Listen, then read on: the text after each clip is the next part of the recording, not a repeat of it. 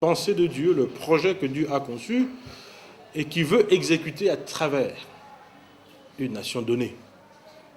Alors, j'avais donc dit que le secret du bonheur dans la vie de toute nation, c'est l'harmonie entre la vie de cette nation et la vision que Dieu a pour cette nation. On peut lire un passage qui nous le montre de manière très claire, c'est dans les psaumes, chapitre 85, nous allons lire à partir du verset 9 jusqu'au verset 14. Je vais lire.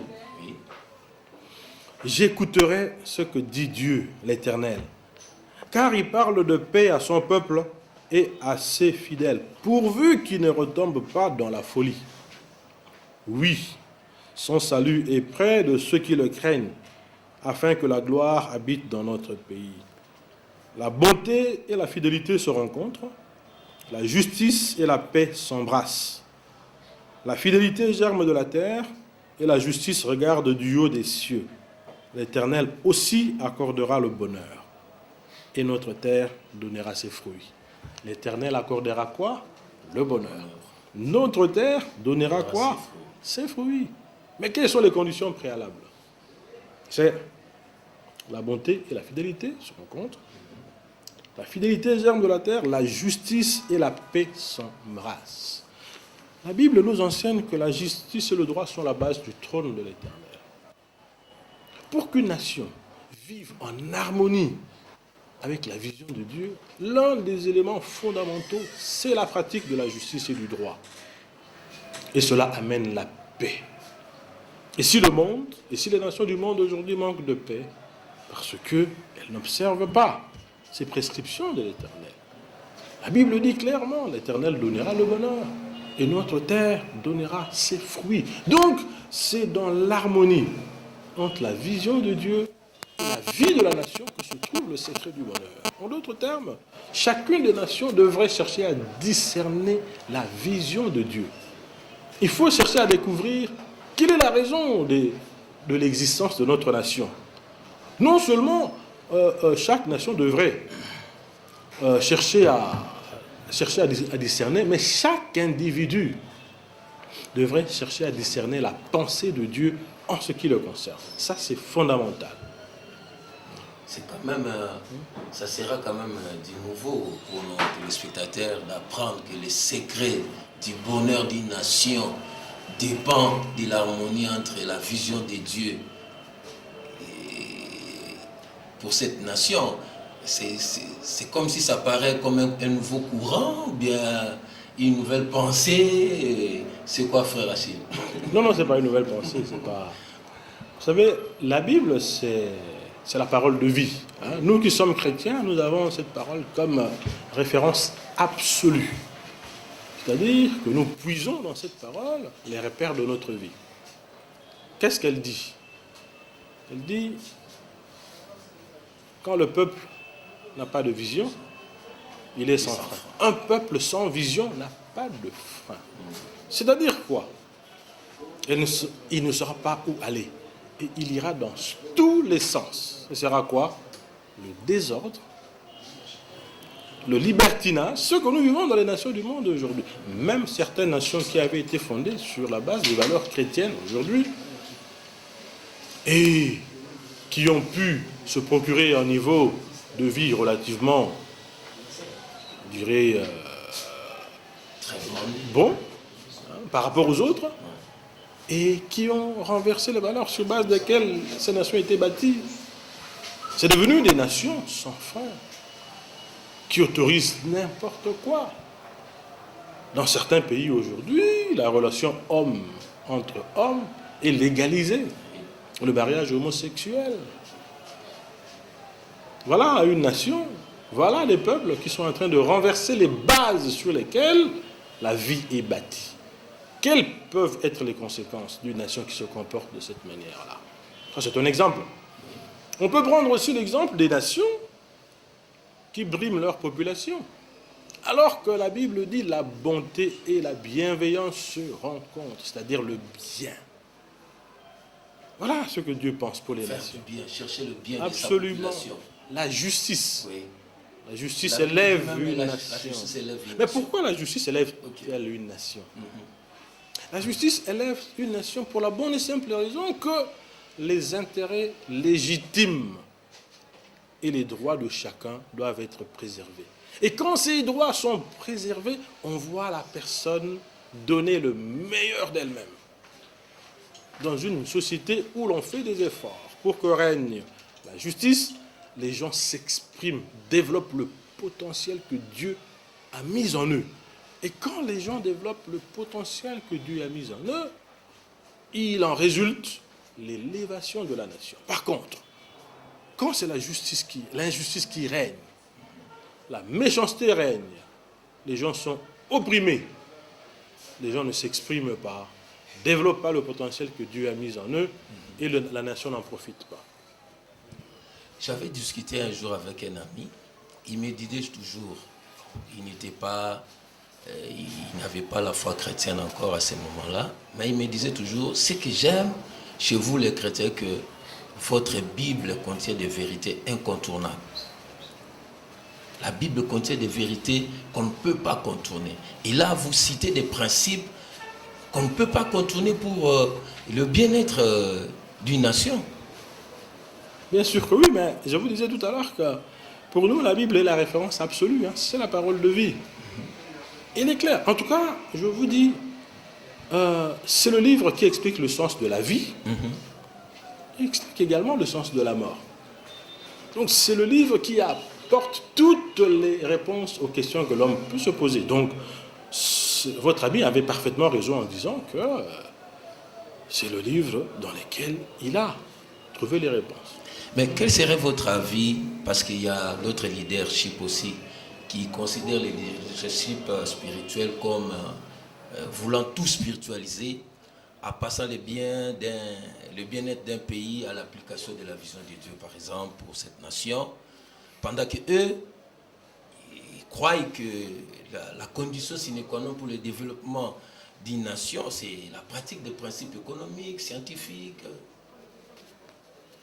Mais ils pensent, ils croient aux principes scientifiques, économiques, pendant lesquels le leadership spirituel commence d'abord par des principes spirituels. Et ils vous critiquent en disant que les autres veulent tout spiritualiser. Quel est votre avis? Non, je crois plutôt que les gens ne comprennent peut-être pas la Bible dans son essence. La Bible, c'est un livre tout à fait pratique. Il n'est pas que spirituel. Il y a des recommandations de la vie pratique de chaque jour sur la manière de gérer les nations. Les principes de gouvernement des nations sont là. Et certains de ces principes sont consacrés dans les constitutions des nations. Il y a les principes du travail dans la Bible. Donc, non. C'est un livre qui s'applique dans la vie courante. Et tout n'est pas que spirituel dans la Bible. La Bible est un livre parfaitement pratique. Donc, d'ailleurs, la dernière fois, dans nos échanges, quand nous avons parlé de l'État, de la manière dont l'État doit être organisé, qu'est-ce qu'il y a de spirituel dans tout ça? On a vu les passages que nous avons développés, qui fondent les règles d'organisation de l'État moderne. La décentralisation sont des règles d'organisation de l'État moderne. Le principe de la justice, ce sont des règles qui fondent l'organisation des États modernes.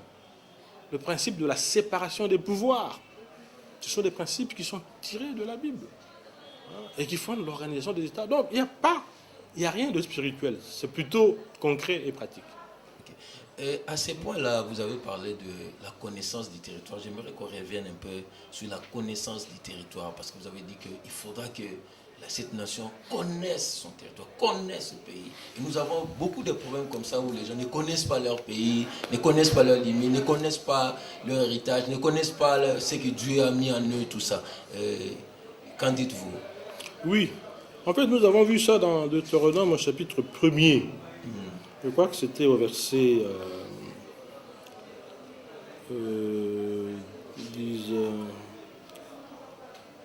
19. En fait, c'est même... non, prenons le verset 22. Chapitre 1er, verset 22. C'est Moïse qui parle.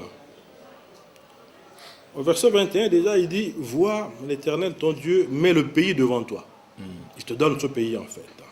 Comme te l'a dit l'Éternel, le Dieu de tes pères. Ne crains point et ne t'effraie point. Au verset 22, il dit, vous vous approchez tous de moi et vous dites, envoyons des hommes devant nous pour explorer le pays et pour nous faire un rapport sur le chemin par lequel nous y arriverons et sur les montagnes où nous passerons. Cet avis me parut bon, et je pris 12 hommes parmi vous, un homme par tribu. Ils partirent, traversèrent la montagne et arrivèrent jusqu'à la vallée d'Escol qu'ils explorèrent. Et ils firent un rapport. Ça, c'est le verset 25. Ils disent, c'est un bon pays. Quand Dieu vous donne un héritage, on le verra quand on va parler de l'héritage dans le plan de Dieu. Le second élément du plan de Dieu pour une nation, l'héritage. Il leur donne le territoire. La première chose, c'est la connaissance de ce territoire. Pour savoir quelles sont les ressources qu'il y a dans ce territoire. Parce que notre vie en dépend. La vie du peuple en dépend. La vie de la nation en dépend. Quelles sont les ressources? Quels sont les points forts? Quels sont les points faibles? Quelles sont les menaces qu'il y a tout autour de nous? Il faut savoir évaluer tout ça. Ça fait partie de la mise en application de la vision. Dieu a donné sa pensée, il vous a présenté, il vous a montré ce qu'il vous donne. C'est à vous maintenant d'en prendre possession. Alors, par rapport à ça, je dirais de manière globale qu'un continent comme le continent africain a un vrai problème de prise de possession de son héritage. On le verra quand on parlera du plan de Dieu pour la RDC. Très peu de Congolais connaissent leur pays. Très peu connaissent leur pays. Vous savez que beaucoup d'informations sur ce pays, on ne les trouve pas ici. Oui. On les trouve plutôt à l'étranger. Ah oui, on les trouve plutôt à l'étranger. On n'a pas encore pris connaissance du territoire que Dieu nous a donné. Ça, c'est un exemple seulement. Mais cette démarche, elle est capitale. La connaissance, la maîtrise du territoire que Dieu donne. C'est pour pouvoir en tirer le profit maximum dans le bon. C'est très important. Ok. Je voulais savoir un peu, sans l'application de la vision de Dieu, aujourd'hui, on parle du concept de mondialisation, on veut faire du monde un petit village. Est-ce que sans l'application de la vision de Dieu, pouvons-nous déduire qu'un pays court les risques de ne pas être compétitif dans ces grands marchés-là? Évidemment, la mondialisation est une notion économique. En fait, ça revient simplement à faire du monde entier un espace économique unifié, où les règles du marché sont les mêmes. Et c'est une notion, en fait, qui n'a pas été développée par toutes les nations. C'est certaines nations qui développent cette notion-là. Celles qui ont une position, je dirais, de supériorité sur le plan économique et qui cherchent à élargir leur espace économique. Et qui font du monde un espace économique dans lequel les règles du jeu doivent être les mêmes partout. Le maître mot dans ce jeu-là, c'est la compétition, c'est la concurrence. Et les nations qui peuvent résister dans cet environnement, dans un tel environnement, ce sont celles qui connaissent leur mission et qui l'assument. Ce sont celles qui maîtrisent leur destinée. Ce sont celles qui connaissent leur territoire, qui connaissent leurs forces, leurs faiblesses, qui sont en train de maximiser leurs forces et qui sont en train de faire en sorte que leurs faiblesses se transforment également en force. Mais cela n'est possible que quand une nation vit selon la vision de Dieu. Et il y a des nations qui, sans même connaître la parole de Dieu, mettent en application ces principes. Moi, j'ai vécu, j'ai été dans des pays, j'ai fait des études aussi dans certains pays que j'ai visités, et j'ai vu dans leur mode de vie que ces nations mettent en application ces règles bibliques sans connaître la Bible. Pourquoi? Mais parce que Dieu a mis dans l'homme la conscience. Cette je dirais, cette capacité intérieure qui permet à l'homme de distinguer ce qui est bien de ce qui est mauvais. Quand on fait ce qui est bon, on est dans la volonté de Dieu.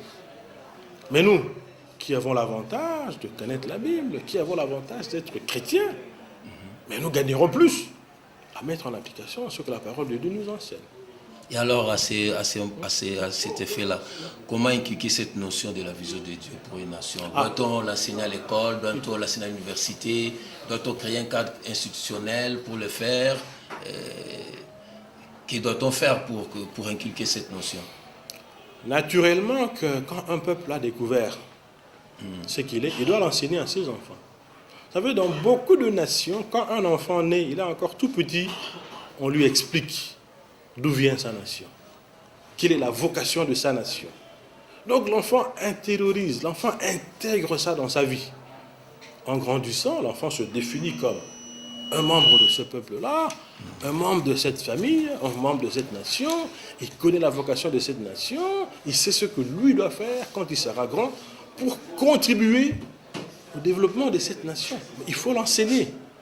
Pour un enfant, la première des choses qu'il faut faire, il faut enseigner. Donc, que ceux qui ont reçu de Dieu la connaissance de la vision divine sur leur nation, ceux-là ont la responsabilité de l'enseigner. Et je crois que cette émission que vous venez de lancer est une émission très bénéfique pour ce pays. Et personnellement, je vous encourage vraiment à persévérer dans cette voie. Il faut aider les nations en commençant par la nôtre à découvrir le plan de Dieu pour une nation. Les nations n'existent pas par hasard. Nous ne sommes pas des animaux, nous sommes des êtres humains, créés par Dieu avec une raison pour pouvoir accomplir des choses que Dieu attend de nous. Il en est de même pour les nations. Elles n'existent pas par hasard. Et donc, cette émission, c'est une émission d'enseignement, de formation, de sensibilisation. Vous devez vraiment mettre l'accent sur ces 3 points clés et faire ce travail. Jusqu'en évoluant, on arrivera à un moment donné à développer dans les détails le plan de Dieu pour la RDC. Et ce sera très bénéfique pour notre peuple. Et quelle est la place du temps dans l'application de la vision de Dieu? Oui. Y a-t-il un temps convenu? Oui, absolument. Absolument. Le temps est important. D'ailleurs, la Bible nous enseigne que Dieu a créé le monde en 6 jours. Et le 7e, qu'est-ce qu'il a fait? Il s'est reposé. Dieu fait chaque chose en son temps. Il a programmé toutes choses. Et donc, une nation qui connaît la vision de Dieu, c'est une nation qui travaille en fonction du temps, qui ne perd pas de temps. Le temps est précieux. Le temps, c'est la vie. Parce que si Dieu attend de vous que vous fassiez ceci aujourd'hui, quand vous ne l'avez pas fait, c'est vous qui perdez. Il est maître des temps, il est maître des circonstances, il est maître de l'histoire. Il a tout planifié. Et on doit faire chaque chose en son temps, selon que Dieu l'a prévu. Donc c'est une grave faiblesse dans les nations où le respect du temps n'est pas une valeur.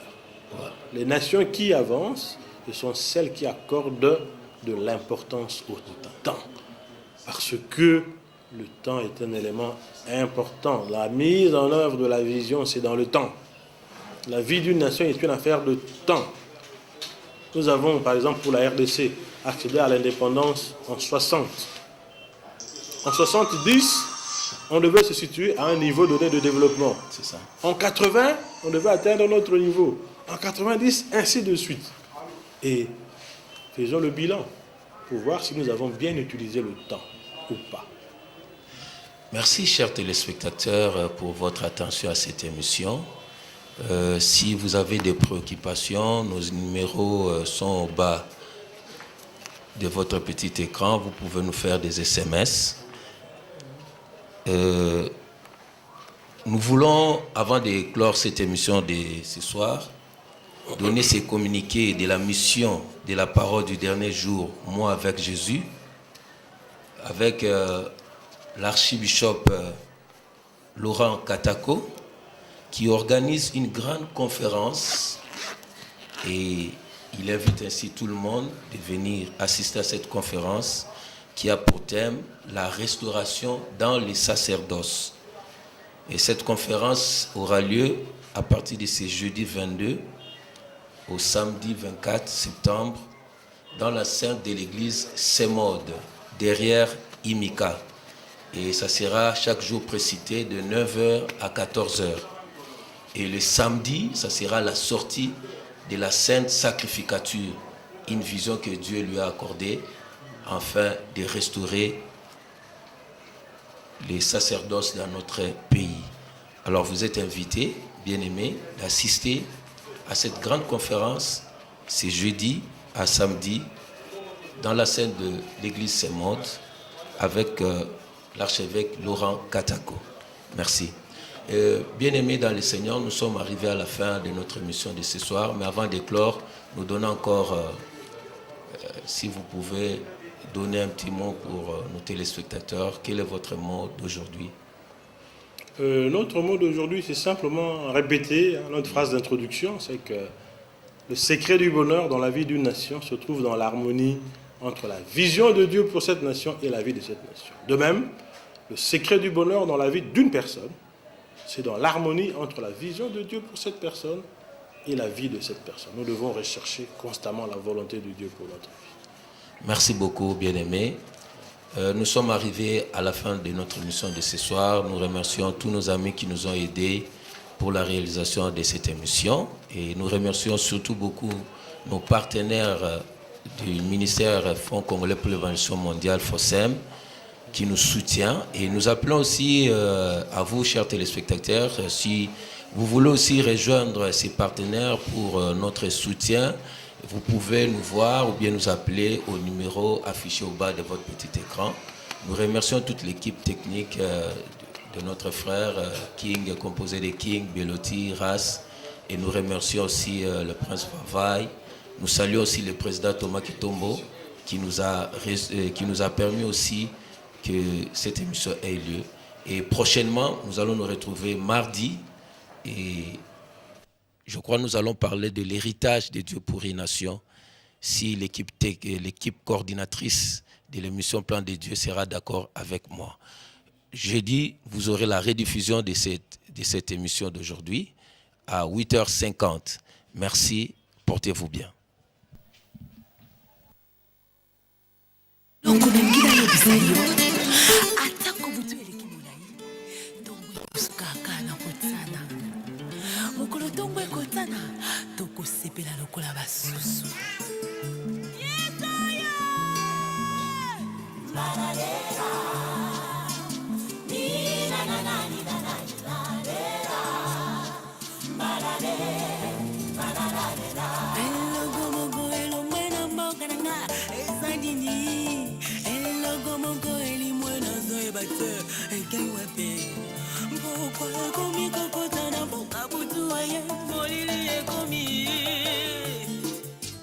Bitumba na mboka na ngal ebandi